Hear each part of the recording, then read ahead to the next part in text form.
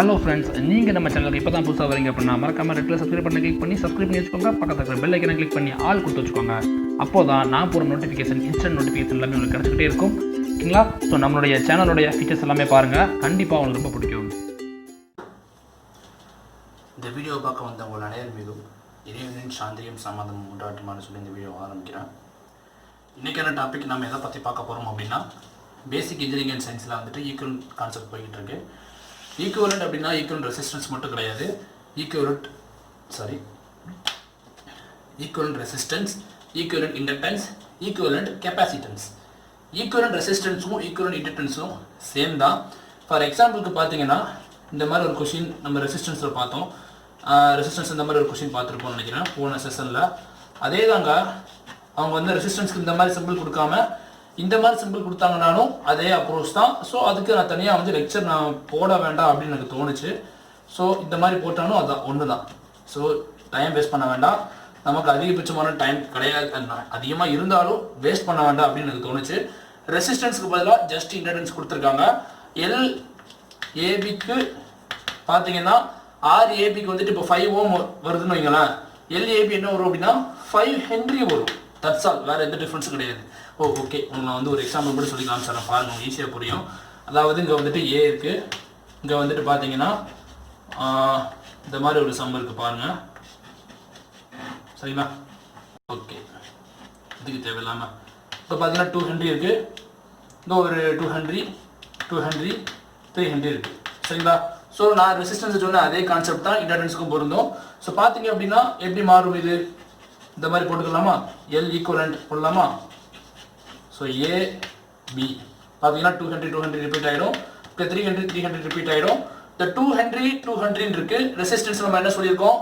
ரெண்டுமே சேம் வேல்யூவாக இருந்துச்சுன்னா same value divided by number of circuit elements என்ன 2 இருக்குது. ஸோ பார்த்தீங்கன்னா 1 தான். ஸோ 1 Henry வரும். அப்படி இல்லைனா நீங்கள் இந்த மெத்தட்லேயும் போடலாம். 2 × 2 டிவைடட் பை 2 + 2ங்கிற மாதிரி போடலாம். அப்படி போட்டிங்கனாலும் 4 ÷ 4 என்ன வருது? 1 தான் வருது. இங்கே ஷார்ட் ட்ரிக்ஸ் யூஸ் பண்ணாலும் சரி, இல்லை இப்படி போட்டாலும் தப்பு கிடையாது. ஏன்னா ஷார்ட் ட்ரிக்ஸ் எல்லா இடத்துக்கும் ஒர்க் ஆகாது. ஒரு சில இடங்களில் 2 Henry 1 Henry தான் என்ன பண்ணுறது. ஸோ அதனால் வந்து இதுவும் போடுங்க, பிரச்சனை கிடையாது. பட் ஒரே மாதிரி இருந்துச்சு அப்படின்னா டக்குன்னு இதில் போட்டுருங்க, ஈஸியாக அவங்களுக்கு என்ன செஞ்சிடும், ஆன்சர் கிடச்சிரும்.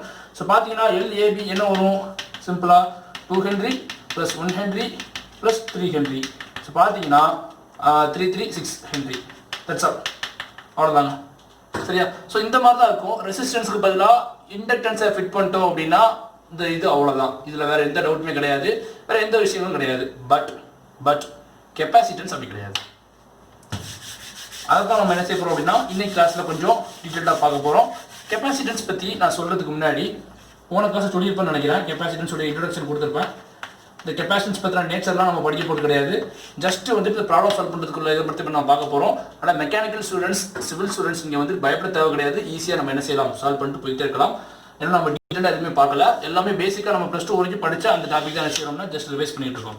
இப்போ பார்த்தீங்கன்னா ஒரு ஏ இங்கே இருக்குது, இங்கே பி இருக்குதுன்னு வச்சுக்கோங்களேன். இங்கே ஒரு கெப்பாசிட்டன்ஸ் இருக்குது, இங்கே ஒரு கெப்பாசிட்டன்ஸ் இருக்குது. இங்கே வந்து ஒரு 3 Farad வந்து இருக்குது. இங்கே பார்த்தீங்கன்னா இங்கே ஒரு 3 Farad இருக்குது. அதே மாதிரி ஏ பி இங்கே ஒரு 3 Farad இருக்குது. அதே மாதிரி பார்த்தீங்கன்னா இங்கே ஒரு 3 Farad இருக்குது, சரிங்களா? இதுவே இங்கே ரெசிஸ்டன்ஸ் இருந்தால் நம்ம என்ன பண்ணியிருப்போம்? சிம்பிளாக RAB = இது 3 Ω இருக்குன்னு என்ன செய்வோம்? 3 + 3 = 6 Ωங்கிற மாதிரி போட்டுருவோம். இது பார்த்தீங்கன்னா நம்ம என்ன செய்வோம்? RAB = 3 இருக்குது. ஸோ என்ன பண்ணுவோம்? 3 ÷ 2ங்கிற மாதிரி போட்டுருவோம். இதுதான் வந்து ஆன்சர் மாதிரி சொல்லிட்டு போயிடுவோம். பட் கெப்பாசிட்டன்ஸை பொறுத்த வரைக்கும் அப்படியே உள்டாவாக இருக்கும். கெப்பாசிட்டன்ஸ் என்ன அப்படின்னா சிம்பிள் தான். சீரியஸாக இருந்துச்சு அப்படின்னா அதை நீங்கள் என்ன பண்ணணும்? பேரலாக கன்சிடர் பண்ணணும். பேரலாக இருந்துச்சு அப்படின்னா சீரியஸாக கன்சிடர் பண்ணணும். சிம்பிள் தான். என்ன பண்ணுறேன்னு பாருங்கள், உங்களுக்கு புரியும். CAB என்ன வரும் அப்படின்னா 3 × 3 ÷ 3 + 3ங்கிற மாதிரி வரும். ஸோ 9 ÷ 6. ஸோ பார்த்தீங்கன்னா 3/2 Farad அப்படிங்கிற மாதிரி கிடைக்கும். இங்கே பார்த்தீங்கன்னா அதே மாதிரி 3 பேரலாக இருக்கா? பேரலாக இருந்தால் ஆட் பண்ணிக்கோங்க. சீரியஸாக இருந்தால் சீரியஸாக பாருங்கள். ரெசிஸ்டன்ஸை பொறுத்த வரைக்கும் சீரியஸாக இருந்தால் ஜாலியாக பார்க்கலாம். கெப்பாசிட்டன்ஸை பொறுத்த வரைக்கும் சீரியஸாக இருந்தால் சீரியஸாக பாருங்கள். Simple, that's all. ஓகேங்களா? சரி, ஓகே, நம்ம வந்து கொஞ்சம் ப்ராப்ளம் சால்வ் பண்ணலாம். ப்ராப்ளம் சால்வ் பண்ணும்போது தான் இந்த டாபிக் வந்து நமக்கு கிளியர் கட்டான ஐடியா கிடைக்கும். ஸோ இந்த ப்ராப்ளம்ஸை பாருங்கள். கொஸ்டின் நம்பர் 1 போன டைம் பார்த்து அதே ரெசிஸ்டன்ஸ் ப்ராப்ளம் எடுத்த கொஸ்டின் தான் இது. பாருங்கள், திருப்பி சொல்கிறேன், மூணு கெப்பாசிட்டன்ஸை சீரியஸாக. சரி ஓகே, இதில் பாருங்க உங்களுக்கு ஈஸியாக புரியும். நான் ஏன் தேவையில்லாமல் பேசிக்கிட்டு இருக்கேன், டைம் வேஸ்ட்டு தான். One sec. Okay okay okay, இன்னைக்குன்னு சப்பீஸ் உடச்சிக்கிட்டே தான் இருக்கு. ஓகே காய்ஸ் பாருங்க,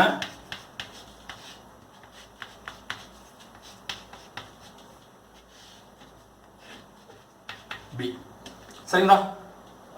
பார்த்தீங்கன்னா 1 farad 2 farad 1 farad 2 farad பார்த்தீங்கன்னா 3 farad இருக்கு சரிங்களா. எப்படி நம்ம சிம்பிளிஃபை பண்ணலாம் இதை? நான் ஆல்ரெடி சொல்லியிருக்கேன், கெப்பாசிட்டன்ஸாக இருந்துச்சுன்னா பேரலாக இருந்துச்சுன்னா அதை என்ன செய்யுங்க, ஜஸ்ட் ஆட் பண்ணிடுங்க. ஸோ என்ன வரும், ஏ சிம்பிளாக என்ன வரும், 3 farad. இங்கே பார்த்தீங்கன்னா 3 farad, இங்கே என்ன வரும் 3 farad. So B. ஓகே, ரெசிஸ்டன்ஸாக இருந்தால் ஈஸியாக போட்டு போயிடலாம். கெப்பாசிட்டன்ஸாக இருந்துச்சு அப்படின்னா அவங்க சீரியஸாக கொடுத்தா தான் நமக்கு பிரச்சனையே ஆரம்பம் அப்படின்னு அர்த்தம் சரிங்களா. ஸோ பார்த்தீங்கன்னா மூணுமே வந்து என்னவா இருக்குது, சீரியஸாக இருக்குது. ஸோ நம்ம சீரியஸாக நம்ம என்ன செய்யணும், என்ன பண்ணணும், பேரல் கான்செப்டை அப்ளை பண்ணணும். சரி, இப்போ 3 கெப்பாசிட்டன்ஸ் வந்து சீரியஸாக இருக்குது அப்படின்னா 3 கெப்பாசிட்டன்ஸ் சீரியஸாக இருந்துச்சு அப்படின்னா என்ன பண்ணுங்க அப்படின்னா 3 parallel with 3 parallel with 3 simple. So பார்த்தீங்கன்னா 3 × 3 டிவைட் பை 3 + 3 என்ன வரும், 9 டிவைட் பை 6 அப்படிங்கிற மாதிரி கிடைக்குது. ஸோ இந்த 9 டிவைட் பை 6 இருக்குங்களா, இப்போ இதுக்கு மேலே நம்ம என்ன செய்யணும் அப்படின்னா 9 டிவைட் பை 6 அப்படிங்கிற மாதிரி என்ன செய்யலாம், இன்சர்ட் பண்ணிடலாம். 9 டிவைட் பை 6 ஓம் வந்து இன்சர்ட் ஃபேரட் வந்து என்ன செய்யலாம், இன்சர்ட் பண்ணிடலாம். இப்போ மறுபடியும் பார்த்தீங்கன்னா 9 பை 6 ஃபேரட்டும் 3 ஃபேரட் எப்படி இருக்கு, சீரியஸாக இருக்கு. சீரியஸாக தான் என்ன சொல்லியிருக்கேன், திருப்பி என்ன செய்யணும், 9 by 6 × 3 divide by 9 by 6 + 3. So பார்த்தீங்கன்னா என்ன வரும், 1 2 9 by 2 divided by 9 + 18 divide by 6. So இது கொஞ்சம் அழிச்சிட்டு மேலே வந்துடுறேன்னா, ஏன்னா இடம் இருந்துச்சு போக போக நல்லது கிடையாது. ஸோ பார்த்தீங்கன்னா 9 divide by 2 × 6 divide by 27. So 1 3 so 27 divide by 27 பார்த்தீங்கன்னா 1 farad அப்படிங்கிற மாதிரி கிடைக்குது. ஸோ இந்த கொஸ்டின் இவ்வளோ தான். இதே மாதிரி நம்ம 2-3 எக்ஸாம்பிள் நான் சொல்கிறேன் பாருங்கள், உங்களுக்கு இந்த கான்செப்ட் வந்து ரொம்ப ஈஸியாக புரியும். டான்செட்டில் அதிகபட்சமான கொஸ்டின்ஸ் தியரி பேஸ்டாக வந்துட்டு இந்த கொஸ்டின்ஸ் வந்து கேட்டிருக்காங்க. எப்படின்னா ஒரு 3 கெப்பாசிட்டன்ஸ் வந்துட்டு சீரியஸாக இருந்துச்சு அப்படின்னா அதோடைய ஆன்சர் என்னங்கிற மாதிரியான கொஸ்டின்ஸ் கேட்டிருக்காங்க. டிஎன்எப்லேயும் பார்த்தீங்கன்னா ரொம்ப இம்பார்ட்டன்ட் கொஸ்டினாக தான் இருக்குது. அதனால தான் ஈக்குவல் கான்செப்ட் வந்து நம்ம கொஞ்சம் கவனமாக பார்க்க சொல்கிறேன் சரிங்களா. சரி ஓகே, எக்ஸாம்பிள் நம்பர் 2 பார்க்கலாம். கெப்பாசிட்டரில் பாருங்கள் கொஸ்டின் எப்படி இருக்குன்னு. Okay,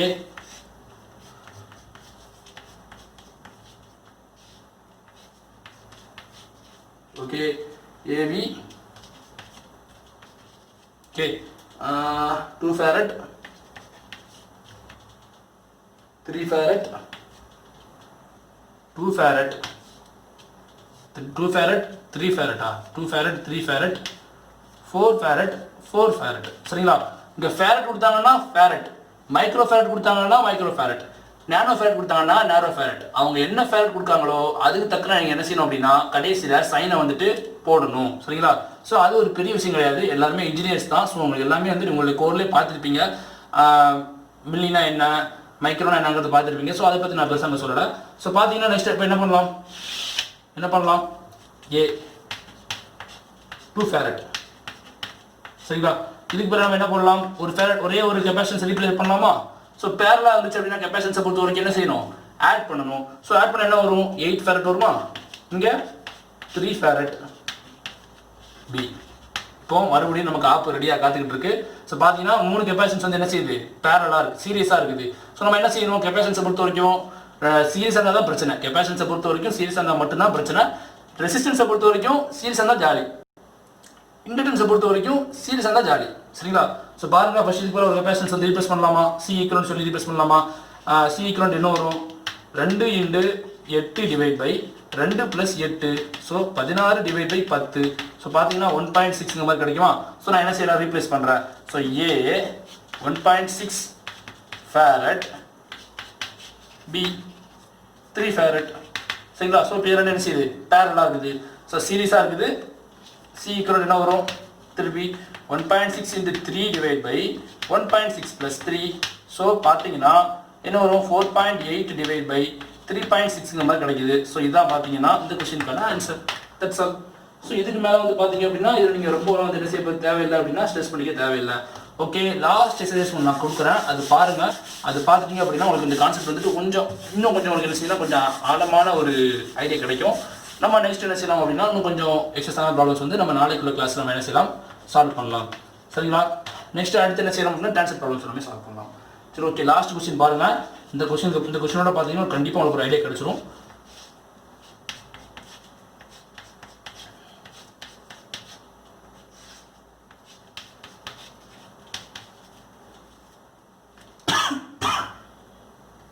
okay, 5 farad, okay, 5 farad, 2 farad, 1 farad, 1 farad. இந்த கொஸ்டின் எப்படி சால்வ் பண்ணலாம்? ஃபர்ஸ்ட் பேரலா இருக்கிறது என்ன செய்யலாம், ஒரு கெப்பாசிட்டன்ஸாக ரீப்ளேஸ் பண்ணலாமா? ஸோ நான் அதை ஃபர்ஸ்ட் பண்ணுறேன். ஸோ அதை ஃபர்ஸ்ட் பண்ணிடுங்க. எப்போவுமே பேரலா இருக்கிற கெப்பாசிட்டன்ஸ் என்ன செய்கிறேன், ரீப்ளேஸ் பண்ணுறேன். ரெசிஸ்டன்ஸ் இருந்தாலும் சரி, கெப்பாசிட்டி இருந்தாலும் சரி, இண்டக்டன்ஸ் இருந்தாலும் சரி, இந்த மூணு எதுவாக இருந்தாலுமே சரி, எது ஃபர்ஸ்ட் பேரலா இருக்குதோ அதை சீரியஸாக மாற்றிடுங்க. ஸோ மாற்றணும்னா நமக்கு என்ன கிடைக்குங்க, 5 farad கிடைக்குமா? ஸோ இங்கே ஒரு 5 farad இருக்குது. அப்புறம் பார்த்தீங்கன்னா இங்கே ஒரு 5 farad இருக்குது. ஸோ பார்த்தீங்கன்னா நான் திருப்பியும் உங்களுக்கு ஒரு கான்செப்ட் ஞாபகப்படுத்துகிறேன். என்ன அப்படின்னா, ஒரு 3 ரெசிஸ்டன்ஸ் வந்துட்டு இந்த மாதிரி பேரலா இருந்துச்சு அப்படின்னா, ஒரு 3 ரெசிஸ்டன்ஸ் இந்த மாதிரி பேரலா இருந்துச்சு அப்படின்னா, இப்போ 3 Ω 3 Ω 3 Ω இருந்துச்சு அப்படின்னா, நான் அதுக்கு என்ன சொல்லியிருக்கேன் ஆல்ரெடி, உங்களுக்கு 3மே சேமா இருக்கு அப்படின்னா அந்த சேமா இருக்கிற இந்த வேல்யூ வந்துட்டு போடுங்க, divided by number of circuit elements. என்ன 1 2 3 ரெசிஸ்டன்ஸ் இருக்கு. ஸோ 3 போட்டீங்க அப்படின்னா 1 அப்படிங்கிற மாதிரி உங்களுக்கு என்ன செஞ்சிடும், ஆன்சர் கிடைச்சிரும். அதே கான்செப்ட் தான் கெப்பாசிட்டன்ஸ்லையும்.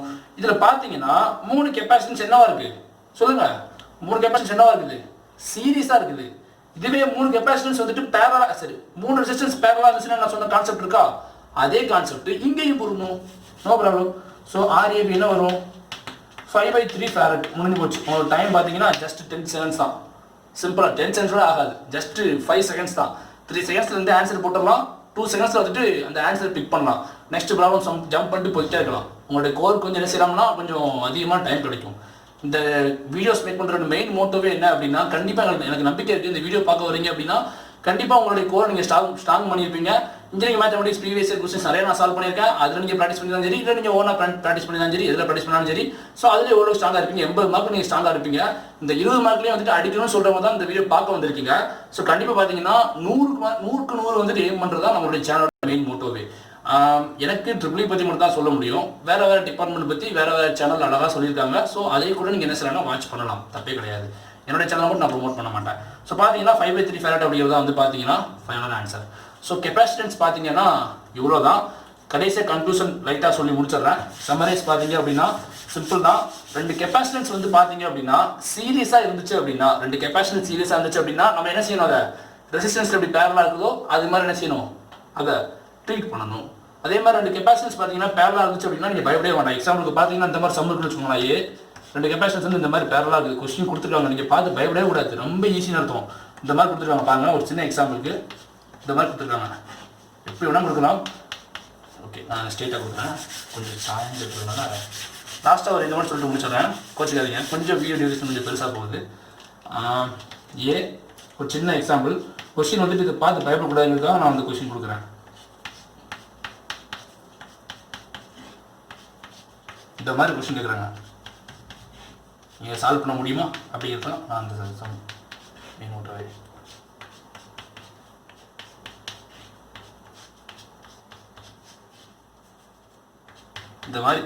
இந்த மாதிரி ஒரு ஏபி கொடுத்துட்டு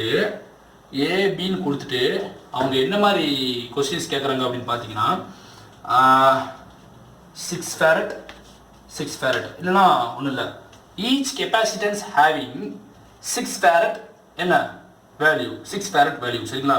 ஸோ எல்லா கெப்பாசிட்டன்ஸுமே பார்த்தீங்க அப்படின்னா இது 6 farad, இது 6 farad, இது 6 farad, இதுவும் 6 farad, இதுவும் 6 farad, இதுவும் 6 farad, இந்த மாதிரி இருக்குது. இந்த சம் சால்வ் பண்ணுறது எத்தனை நிமிஷம் ஆகும்?